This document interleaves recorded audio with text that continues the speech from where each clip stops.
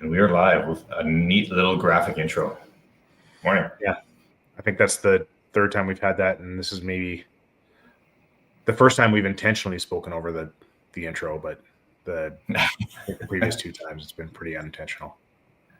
Yeah, we're just a little surprised. We're still relatively new to this after live streaming for, I don't know, this is what, 3 years? Yeah.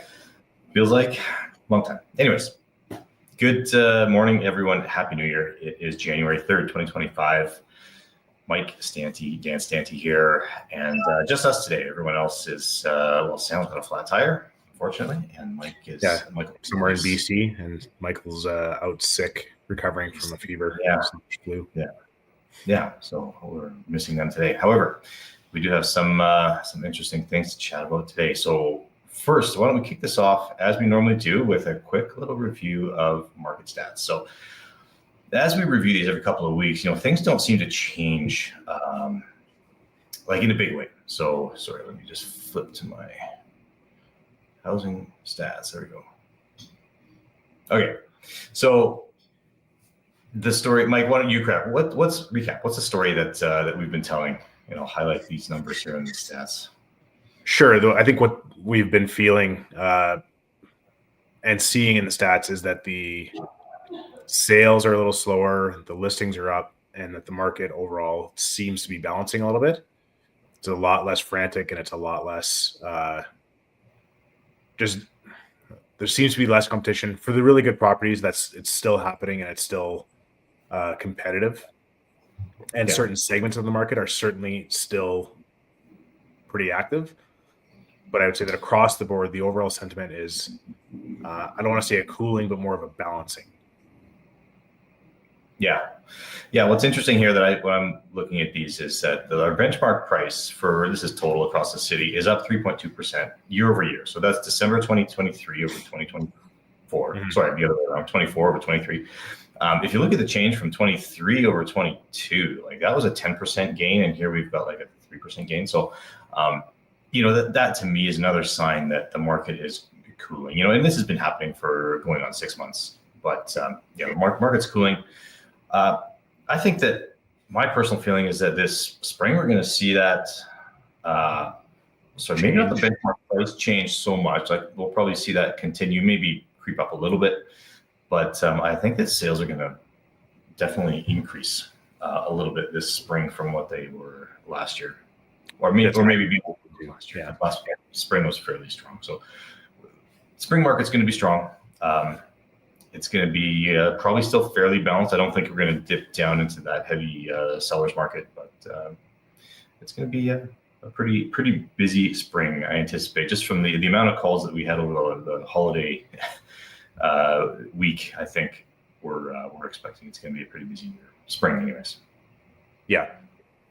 Do you feel like there were any sellers calling you who have been waiting, like they're waiting for some sort of a shift or for things to get busier? Is that the segment that you're expecting to see get busier, or are there buyers that were waiting for a change in the interest rates and they're going to take the leap? I think it's both, and it's and they've both been waiting for the same thing. Sellers don't want to have to sell and buy into a high interest rate. Mm-hmm. If whether they're upsizing or downsizing, nobody's interested in going to a high interest rate. So sellers looking to make a change, as well as buyers getting it for the first time. So yeah, it's both. Right. Yeah. Any other? I know you don't necessarily take a whole bunch of time to pour over these numbers, but is there anything else that jumps out at you as a big change one way or the other, or in any particular segment? Well, I would say, row housing, you can see the benchmark price change there was 6%, kind of double what the total was. And if we looked at apartment pricing, it was also fairly healthy year over year. So those are kind of interesting that the benchmark pricing there has come up on both of those pretty significantly compared to the total. So those are a couple of maybe the highlights in these stats. But what else are you feeling in the market? I think that there's some other market changes out there that are impacting the real estate sales market. So what are you feeling? Well, I mean, for me personally, we have a basement suite at our house, and our most recent tenants left on the 23rd of December. So that's obviously not a great time to have a property, a rental listed. But ours is furnished, and that's where I am right now. Actually, I'm making use of it while I can. But Right. we haven't had any inquiries. We're at the same price we were the last time we rented it out. We are furnished, and I know it's just a basement suite, but I think it's a pretty decent basement suite. And Legal. 2 bedrooms, 1 bath. Yeah. Legal basement. Legal, right? Legal furnished basement suite, which for anyone wondering is $2,000 a month, which I've wrapped my head around. There was a time where I couldn't kind of believe that we were charging that, but I think that's sort of normalized, and certainly furnished. I think that is a reasonable amount of money to have or to ask for. But what we've found is that despite it being a bad time of year, we've had just no inquiries on the unit. So for now, again, we have some extra space and we can make use of it. And I think that's sort of across the board is the sort of comments or commentary that I've seen or heard around the internet and around the industry is that landlords' vacancy rates are up, and there's just not they're not being inundated with rental inquiries on a property. Right. And is that because of an influx of availability, or what's the? I think it's a combination of a couple of things. I think that there are more units that are coming on, and certainly you see a lot of the 4 or 8 unit townhome complexes on the corner lots that are being purpose built as rentals. So a lot of those are hitting the market. Oh, there we are. Yeah. I just got we'll go there while we're talking about it. So I think a lot of those are adding to the supply. I think as well the number, maybe we're not seeing it yet, but the number of student visas that were being issued, because there haven't been any new ones issued, and so I think we're probably feeling that a little bit. People that aren't coming to town for the January semester for a half a year. I think that is affecting the demand side pretty significantly. Yeah. And so those two things I think are really just shifting the tables. So, I mean, Alex and my wife and I had this discussion pretty routinely as, when's the time to make a change on the price. And it's the same discussion that we have with our sellers all the time. If the property, despite it being a good property and what you feel like is, priced at the market price, if it's not selling or renting, if there's nothing identifiable or wrong with the property, then there's something wrong with the price. So that's the discussion we're having, and we're biding our time to see whether or not the timing has a real impact or not. Right. Cool. Okay. Well, hopefully we get some bites on this plug. Yeah. Right. Great. Use the platform. Okay.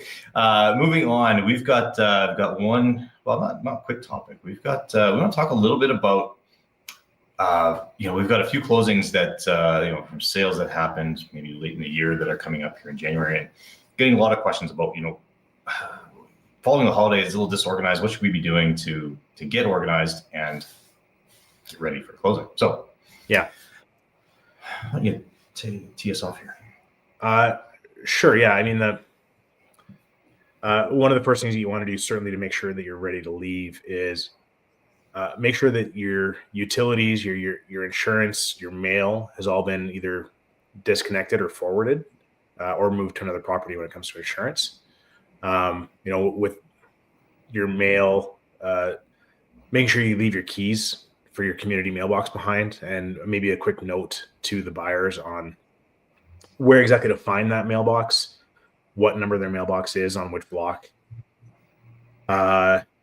You probably want to go ahead and make sure that credit card companies, banks, any subscriptions have a new address for your credit card. Update all that stuff so that any subscriptions that you might have, so like, when you get to your new place, your Netflix works. Yeah. And maybe just a quick side note on insurance. If you miss paying your insurance bill and your insurance cancels on you, I know somebody that had that happen due to a lost credit card, and they are uninsurable for, was it 10 or 20 business days? Nobody, will insure them. So, they have jobs, they have people to shuttle around, and they're responsible, good people. Just responsible, well-earning good people. They miss a payment because of a lost credit card, and nobody in Alberta will insure them, and they're like left in the lurch. So, anyways, they're okay now, but it was a tough December. Yeah, a little unnerving, especially with snowy roads and possible freezing temperatures. There just seems to be a lot more things that can go wrong in the wintertime, and it would be an unnerving time of year to be uninsured for sure. Yeah. So you make sure everything is kind of all your mailings. Create a checklist of any leading up to your closing date. Just make a checklist of every bit of mail you receive, and make sure you're going to those individual providers and saying, "Here's my new address." Yeah. In the meantime, though, you can contact Canada Post and do an auto forward to make sure that you catch anything that is maybe an annual or a biannual subscription. You definitely want to make sure that if you had any outstanding, we got a few comments here, Dan, and we missed some of those. Oh, you just plunk those into the. Never mind. If there were any items that you were meant to repair or anything outstanding in the contract, you want to make sure you get that done as well, so that there's not a holdback or some issue when it actually gets to the lawyers. Oftentimes there are little bits and bobs around the house that you just want to make sure that are fixed up. And then as far as cleaning goes, that's always a bit of a hot topic when it comes to the contract. Sometimes people will write into the contract that it's meant to be clean prior to possession. Cleaning standards are a really hard thing to pin down and agree to in a term. But I think our rule of thumb is generally to leave it in the way you would want to find it, and make sure that that the house is clean. And if it is going to cost you $250 or $300 for a move out clean, usually that's money well spent, just to make sure that the closing day goes that much more smoothly. Yeah, cleaning's a big one that a lot of people get hung up on. Everyone's got a different standard of what it means to be clean, so yeah, it can cause a lot of conversations, maybe not issues, but it's cleaning is a big one, and we always encourage people to do their best. I think that's the other thing we've told our buyers as well, is that it's never clean until you've cleaned it yourself, because there's always stuff that you personally have hangups about. If it's dust down the side of a fridge or something that someone else just doesn't care about, but they focused specifically on the area around the toilet. I don't know. So do your best. Yeah. But we try to soften the conversation a little bit by letting our buyers know that it's never really clean until you've cleaned it yourself. And then that's when the sort of rubber hits the road. Yeah. What other kind of stuff you mentioned, leaving behind mail keys and so on? Like, what other kind of stuff should be left in the house when you're making a move? Mail keys. Any keys or codes for door locks, your garage door opener. If you happen to have a safe that you're leaving behind, making sure that the new buyers can get into the safe and they don't just have a giant paperweight sitting in a closet somewhere. I'll add one quick caveat here. Of course, the contract is going to overrule anything we say. If your contract says that the safe or the garage door openers don't stay in the home, of course they don't stay in the home. But it's kind of general rule of thumb about if your garage opener, if the actual machine is staying with the home, the remotes generally stay too. Yeah. alarm codes, trying to think, shed codes, all that kind of stuff. Yeah, and it raises a good point there as well, Dan, is that in the contract there are always the attached and unattached goods, or the chattels. You want to make sure that the things that are meant to be left behind are still there, and that can be sometimes the things that sometimes go away.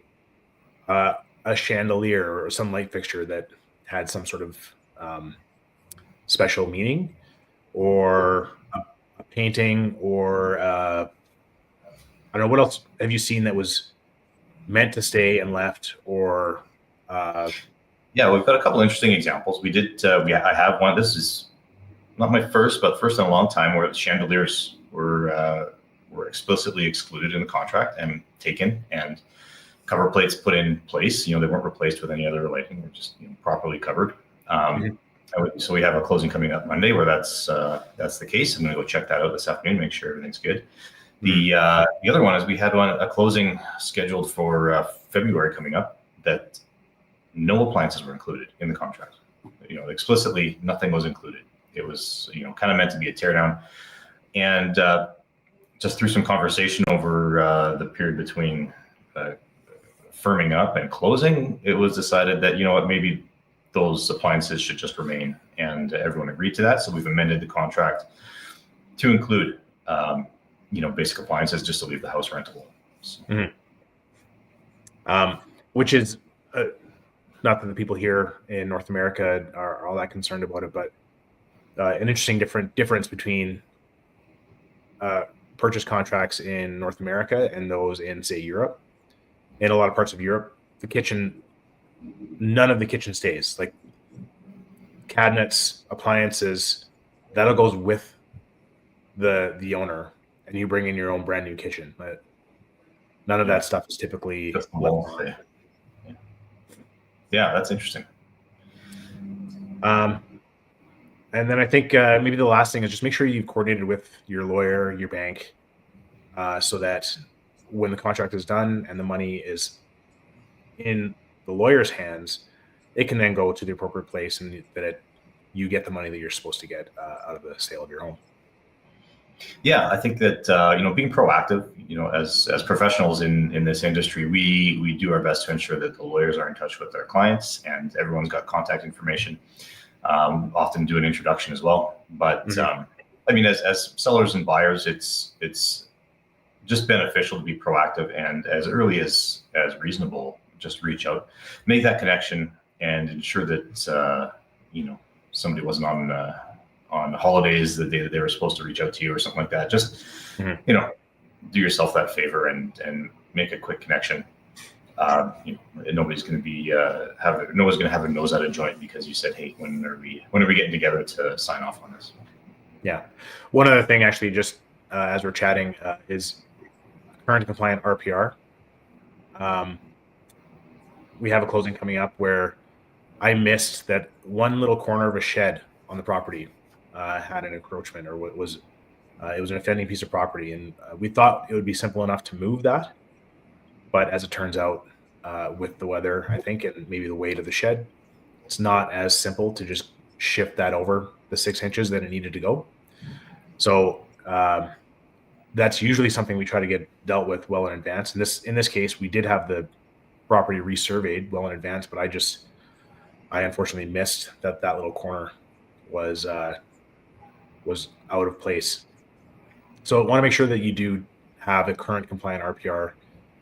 When it is a hot and heavy sellers market, there certainly were some sellers and or agents who were glossing over that a little bit and compelling a buyer to accept the existing RPR. But the fact is that our standard contract in Alberta, it requires a current and compliant RPR. And so that's something that we generally encourage our sellers to get dealt with ahead of time. That's a great point. And a lot of sellers push back on it because it does cost some money to get an RPR done, and cost some time too, going into the city and getting the encroachments dealt with, if it's the city or with your neighbors, whoever, you know, weeks or months involved in doing that. So yeah, getting on that early is always best for sure. Yeah. Okay. I think that's about it for a checklist, but and it's funny, we don't quite have that formalized somewhere. It's just information that kind of rattles around in our heads. We are going to put that down on a sheet of paper. And I guess if anyone's looking for that piece of paper, we'll maybe post it we'll post it somewhere so that you can find it and go through that checklist, make sure that when your closing comes up, it goes smoothly. Yeah. Okay. Well, it's 2025 officially for 3 days now. And Mike, what do you have planned for 2025? What are your aspirations, goals? Sure. I've got a couple of things, but sort of primary for me is I have a health goal. I'm not out of shape, but my weight's been sort of creeping up on me just a tiny bit, pound by pound, month by month. So I'm trying to get back to my fighting weight, lose about 20 pounds.